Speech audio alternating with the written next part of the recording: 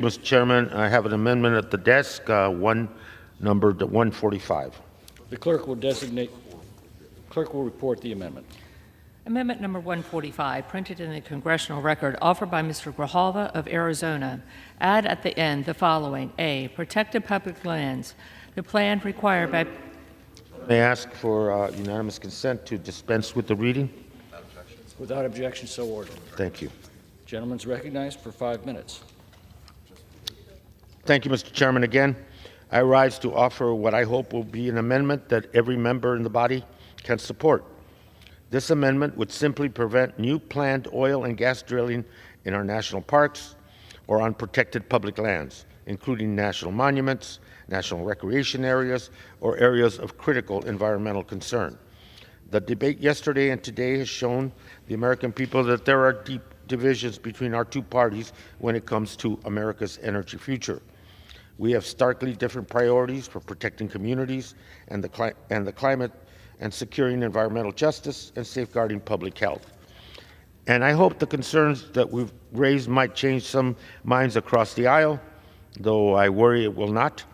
However, one area in which I believe we can all agree is that we should not allow oil and gas extraction in our national parks, our national wildlife refuge, in national recreation areas, or in our conservation lands.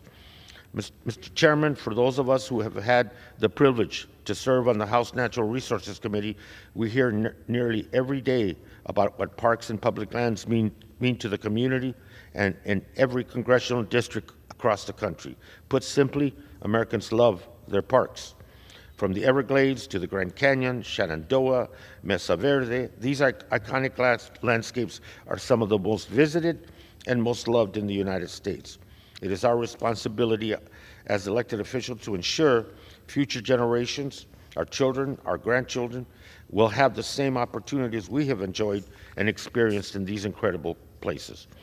My amendment would protect these opportunities, ensuring that any new planned oil and gas extraction would not occur in our parks or on protected public lands.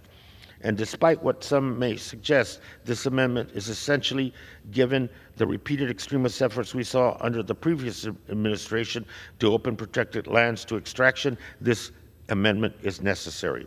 I hope that all my colleagues can join me in protecting our parks and protected public lands from unnecessary oil and gas extraction.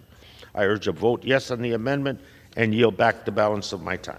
Gentleman yields back. For what purpose does the gentleman from South Carolina seek recognition? Mr. Chair, I rise in opposition to this amendment, which will prohibit the leasing plan from including a whole new swath of federal lands.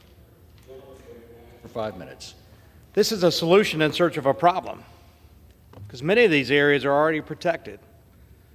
I went through the list. I don't see any that aren't. Under the existing law, many of these places aren't open for oil and gas leasing. Nothing in H.R. 21 would change that fact. President Biden campaigned on a platform to end fossil fuels, and on day one of his administration, he imposed a moratorium on energy production on federal lands. The Biden administration has leased fewer acres than any other administration dating all the way back to World War II. H.R. 21 will reverse the dangerous precedent set by President Biden and his administration and unlock the natural resources owned by the American people for the benefit of all. The SPR shouldn't be used for political purposes. Drawing down to influence gas prices is wrong when the SPR is set aside for natural emergencies. Time of war, a strategic asset for the American people, not to be used to influence elections. This memo will increase gas prices and weaken our energy security by reimposing the Biden administration's leasing moratorium. It's wrong. It's a messaging. I get it. You're okay with releasing gas and oil out of the Strategic Petroleum Reserve to influence gas prices, weakening our nation if a natural disaster should strike. We need to replenish the SPR. We need to do it with American resources that we're blessed with in this country.